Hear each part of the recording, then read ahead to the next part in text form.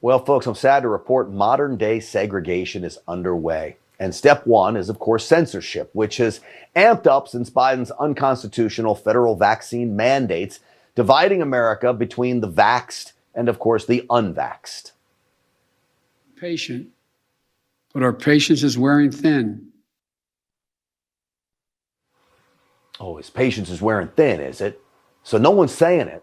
But these mandates are disproportionately affecting the black community, who are largely skeptical of the vaccine. So what did the big tech oligarchs do when people start to express their skepticism? Well, they delete you, like Megan McGlover, a viral TikToker who was kicked off TikTok for this video in response to Biden's scolding tone you just saw.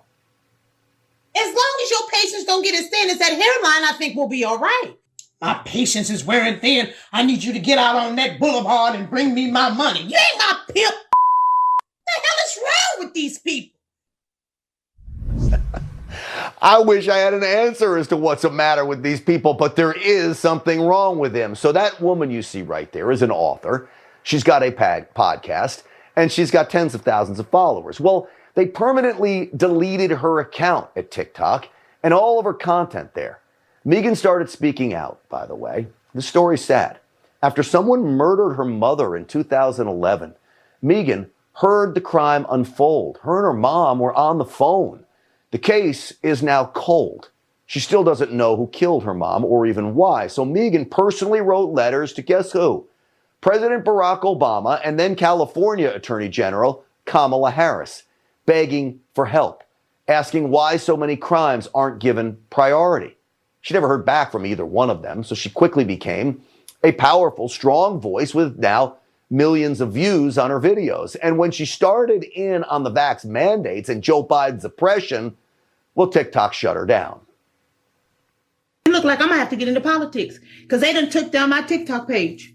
So with millions of views, they done took down my TikTok page. Talking about I was bullying. Bullying who? Bullying Biden? You gotta be kidding me. Well, can she bully the president of the United States? I bet she can, and I'm happy about it. Megan McGlover is here. Megan, it is great to have you on the program. I'm sorry about your TikTok account, but I'm glad you're here. Well, you know what? If it gets me here with you, Grant, let them cancel it again.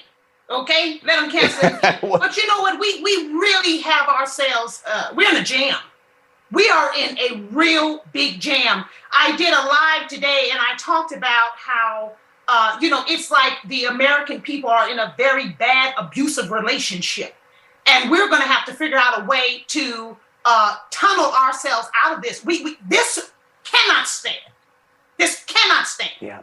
Well, look, you are a very powerful voice, and straight talk is what you're all about. I think that's what the American people need to hear. What did you think when you log on to TikTok and see, boom, you're gone?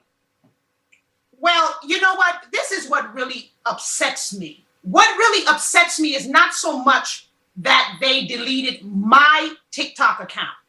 What upsets me is that they deleted an American's TikTok account in America. That's what upsets me. If you want to delete me in North Korea, that's your business. If you want to delete me in Iraq, that's your business. But this is America, Jack. And I refuse to sit up here and allow them to delete. You're going to delete American people? Because this is the problem. The problem is that when Trump was in office, you had a rap song, F Donald Trump. They're going to put up a rap music video on CNN, F the President of the United States. I do a video simply saying, you can't talk to me like that. I never even mentioned Biden's name. And then you're going to erase me. And I am an American within my rights within this country. So I'm trying Megan, to let me figure ask out, you this. how does that work? Let me ask you this, because you are so passionate.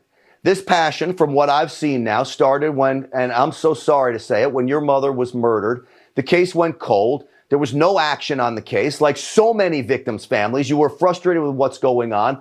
You write Kamala Harris and Barack Obama, and you got nothing back. And what did that do to you? Well, it really put so much fire under me because I either had to get some fire or I was going to be so depressed I would have shriveled up and died. So I had to make a choice.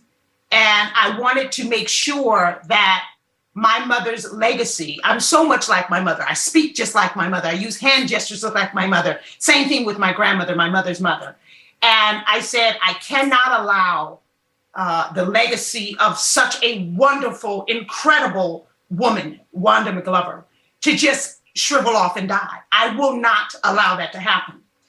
I had no intentions on ever getting into politics, no intention at all, and even speaking up against what's going on with government, because I never thought we'd get to this place. I thought that I was just going to finish my doctoral degree in psychology. I was going to, open up my own practice and do therapy and counseling, write some books and just go on about my life. But it looks like we can't go on about our lives just like we thought we could, or like we planned to do so. We can't do that anymore. We, the American people, have had enough, and we've got to do something about it, Greg.